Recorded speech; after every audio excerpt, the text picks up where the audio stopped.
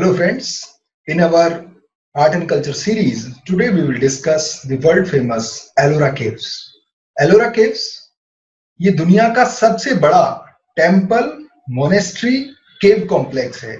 साथ ही साथ इंटरेस्टिंग बात यह है कि यहाँ दुनिया का सबसे बड़ा monolithic carved out monument Kailash temple है, which also has been called as a wonder of the world in rock cut architecture.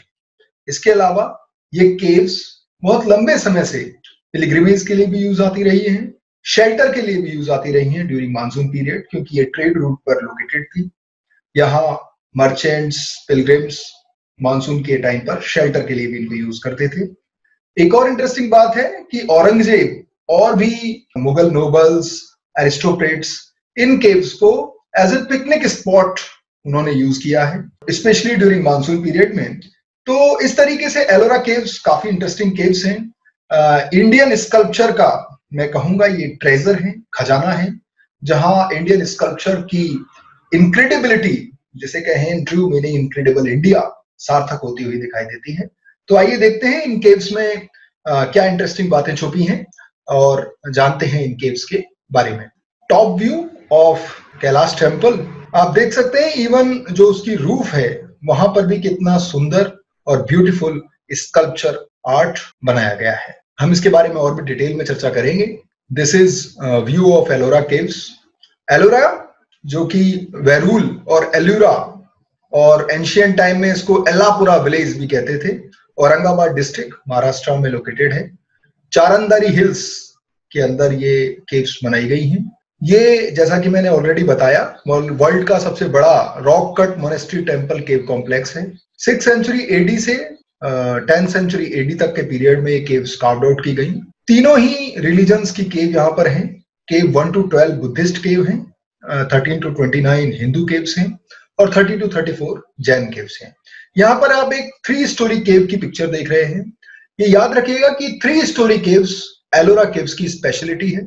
इसके पहले और इसके अलावा और कहीं 3 स्टोरी केव्स नहीं मिलती। अजंता में और बाकी जगहों पर 2 स्टोरी केव्स मिलती। एलोरा केव्स, इसके मेजर पैट्रॉन्स कौन थे? तो कालचुरी डायनेस्टी, जिन्होंने बेसिकली हिंदू केव्स को पैट्रोनाइज किया है। राष्ट्रकूटास, जिन्होंने हिंदू और बुद्धिस्ट दोनों केव्स को पैट्रोनाइज किया है। चालुक्य डायनेस्टी, यादव डायनेस्टी, जिन्होंने बेसिकली जैन केव्स को पैट्रोनाइज किया। इसके अलावा राजाओं ने नहीं बल्कि मर्चेंट्स ने, नोबल्स ने, फ्यूडेटरी जमींदार्स ने भी इनको पैट्रोनाइज किया है। आइए देखते हैं बुद्धिस्ट केव में। बुद्धिस्ट केव में इमेजेस जो हैं वो बुद्धा की कई तरीके की इमेजेस हैं। यूपीएससी जनरली बुद्धा की इमेजेस से क्वेश्चंस पूछ लेती है, बुद्धा के वेरियस टर्मिनोलॉजी से क्वेश्चंस पूछ लेती है, इसलिए मैंने थोड़ा थोड़ा यहाँ पर इनको एलाबोरेट किया है। The first is Tara image, Tibetan tantric उसका एक गॉड डिपिक्शन है, फीमेल डिपिक्शन है बुद्धा का। महामयूरी, ये एक bodhisattva and female wisdom king है महायान बुद्धिज्म के according. Akshobhya, one of the 5 Dhyani Buddhas में से है। Avalokiteshvara, who embodies the compassion for all, it's similar to Padmapani.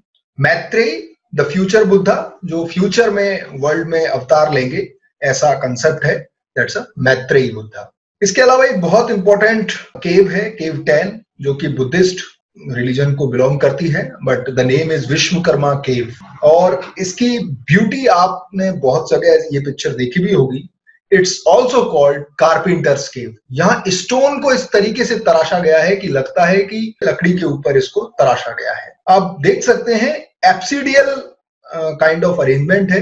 कई सारे पिलर्स हैं जिनको ऊपर आर्च के थ्रू उसका रूफ दिया गया है। और लास्ट में, एंड में, इसमें एक स्तूपा है। स्तूपा ये बेसिकली एक चैत्या हॉल की पिक्चर है। चैत्या हॉल वो होते हैं जिनमें प्रेयर के लिए बुद्धिस्ट मॉन्क इकट्ठे होते हैं। Chaitya halls are prayer halls. तो वहां पे बुद्धिस्ट उसमें एक स्तूपा बनाया गया है। स्तूपा के साथ साथ बुद्धा की एक सिटिंग पोजिशन में मूर्ति है। दैट सिटिंग पोजिशन, द बुद्धा's मुद्रा इज व्याख्यान मुद्रा। व्याख्यान इज मुद्रा इज टीचिंग मुद्रा, okay. And along with that there is a bodhi tree.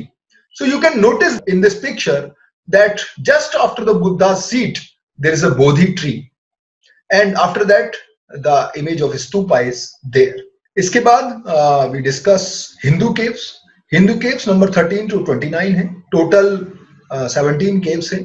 Hindu केव के अंदर गेट पर जैसे गेट पर द्वारपाल होते हैं, हिंदू केव्स में गंगा और यमुना को गेट पर दिखाया गया है। ये गंगा की स्टैच्यू है at the gate of Hindu केव।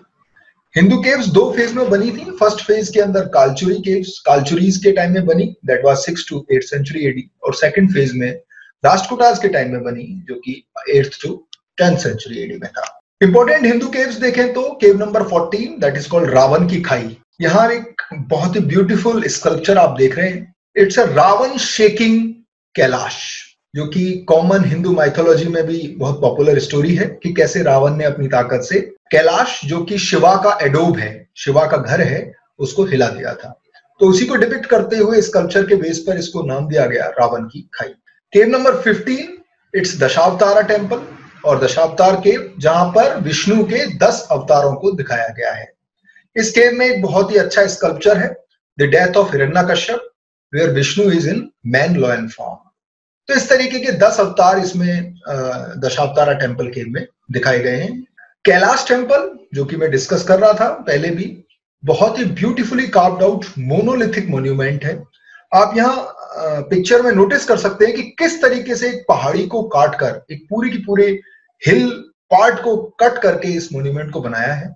इसमें आप थोड़ा सा ध्यान देंगे पिक्चर पे, तो first is passage, then your mandap, mandap मतलब एक बड़ा हॉल हिंदू टेम्पल आर्किटेक्चर में, उसके बाद गर्भगृह, और गर्भगृह के ऊपर शिखर।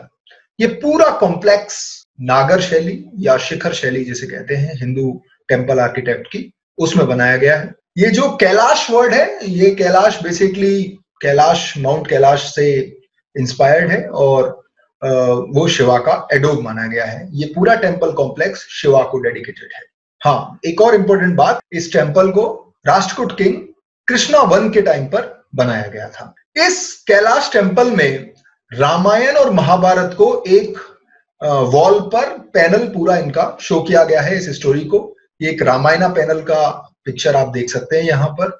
इसके अलावा इस टेम्पल कॉम्प्लेक्स में इंपॉर्टेंट बात यह है कि 12 episodes from childhood life of Krishna, उनको भी इसमें डिपिक्ट किया गया है, जो कि वैष्णविज्म की। इसका मतलब यह है कि उस टाइम पर शैविज्म और वैष्णविज्म यूनाइटेड थे, एक साथ उनको डिपिक्ट करने की कोशिश की है हिंदू कल्चर में। केव number 21 that is Rameshwar temple. Rameshwar temple में जो पार्वती थी, उन्होंने शिव को पाने के लिए तपस्या की थी, प्रे किया था, उसको डिपिक्ट किया गया है।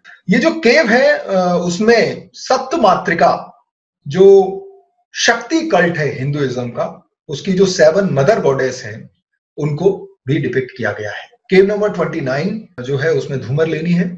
ये धूमर लेनी बेसिकली, इसमें एक वेल गंगा यानी एक जो नेचुरल वाटरफॉल है, उसको इस तरीके से कार्व्ड आउट किया गया है कि ऐसा लगता है कि ये वाटरफॉल एक शिवा के धनुष से गंगा निकल रही है, तो इसको वेल गंगा भी कहा गया है। इसके अलावा cave number 30 to 34 they belongs to Mahavir, Jain और other Jain Tirthankars, they are Jain caves. Yaksha Yakshini, Yaksha is male nature deity and Yakshi is the female nature deity, जो कि गेटवे पे जैन टेम्पल्स के शो किए गए हैं।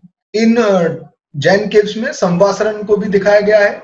संवासरन क्या है? डिवाइन प्रीचिंग हॉल है, जिसमें तीर्थंकर पढ़ाते हैं और अपने उपदेश देते हैं। छोटा कैलाश, ये जो जैन केव्स हैं उनके नाम थोड़े से ऐसे लगते हैं जैसे कि हिंदू नाम है, बट आप यहाँ देखेंगे कि सारी केव आर्किटेक्चर में नेम जो है वो हिंदू नेम्स ही हैं, क्योंकि उस टाइम पर हिंदुइज्म डोमिनेटेड था, और इसी वजह से आपने देखा कि बुद्धिस्ट केव को भी नाम विश्वकर्मा केव दिया गया है।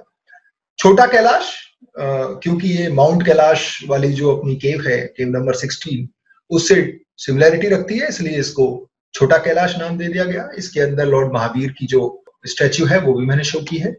इंद्र सभा, इंद्र सभा आप कहेंगे ये तो बिल्कुल हिंदू नाम लगता है, बट एक और इंटरेस्टिंग बात यही मैं आपको बता दूं कि इंद्र जो है हिंदू, बुद्ध और जैन तीनों ही रिलीजन्स में गॉड का दर्जा दिया गया है। इंद्र को भगवान माने गए हैं। 19th सेंचुरी में जब हिंदुओं ने इस केव को खोजा है या उसके बारे में जब आर्कियोलॉजिस्ट ने इसको स्टडी किया है, तो उन्होंने जैन यक्ष को इंद्र से कंफ्यूज कर लिया और इसलिए इसका नाम इंद्र सभा दे दिया। एक और इंपॉर्टेंट बात कि इंद्र सभा में जो श्राइन है उसका जो शिखर है वो इतना ब्यूटीफुली कार्व्ड आउट है, ये आप इस पिक्चर में देख सकते हैं। और यहाँ पर शिखर को बनाने में गोपुरम से इंस्पायर्ड होकर इसको बनाया गया है, जो कि सदर्न शैली थी। यही एक और इंपॉर्टेंट बात आती है सामने कि इन केव को बनाने में देश भर के स्कल्पचरिस्ट, वेरियस गिल्ड्स यहां पर आई थी और उन्होंने इनको कार्व्ड आउट किया था। तो इनमें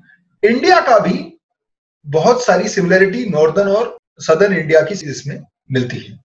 इंद्रा, मैंने बताया कि तीनों रिलीजन्स में, हिंदुइज्म, बुद्धिज्म, जैनिज्म में एज ए गॉड माने गए हैं। Particularly important in Jainism, not only he is one of the 64 deities who reign over the heavens, he is specifically the king of first heaven।